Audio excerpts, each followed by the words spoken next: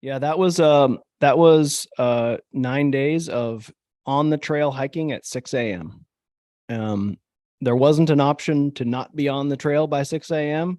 because we were averaging, I mean, we're not as quick as you. We were averaging, man, like 16, 18 hours a day with 38 pounds on our back. And if we started later, we'd end later. And I don't want to, I mean, there were a couple nights where we strolled in on the side of a mountain at Talk, 1 a.m. So talk about that for a second, because I ended up joining up with you guys a couple days later. Yeah. Because I couldn't get out on time. I couldn't get away from family obligations on time. And there's at the beginning of the hike, so we're going around Lake Tahoe. It's about 170 miles ish. Yeah.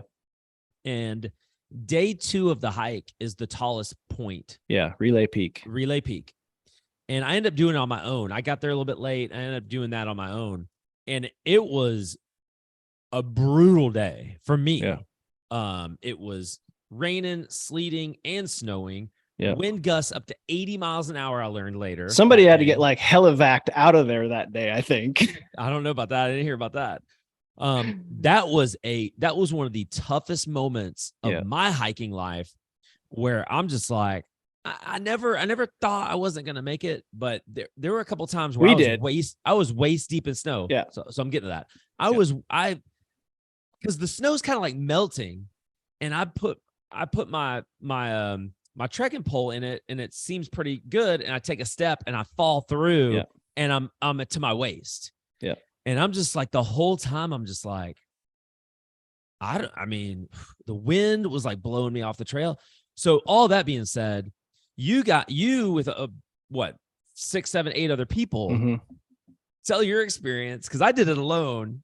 You had a even crazier experience. Well, I mean, it does add when you've got all kinds of different physiques, and hiking abilities, right. And no man left behind, or woman. We had one woman. And so we definitely stayed together.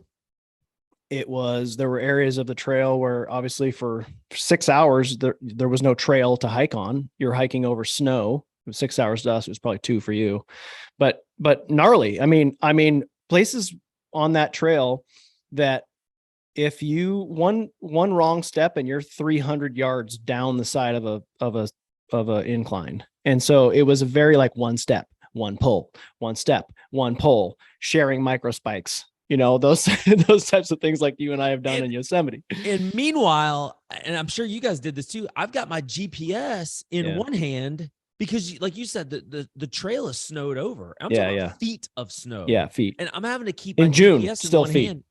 Right.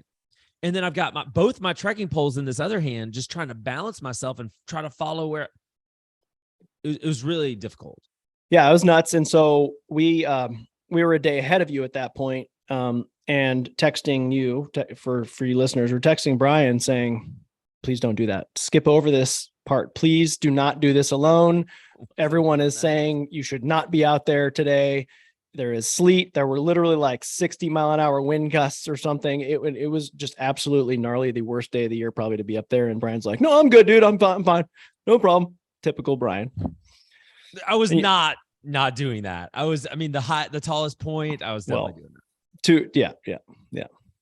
It was anyway, pretty gnarly. So that was a tough day. I catch up with you guys, a couple days later, and it was just slow going.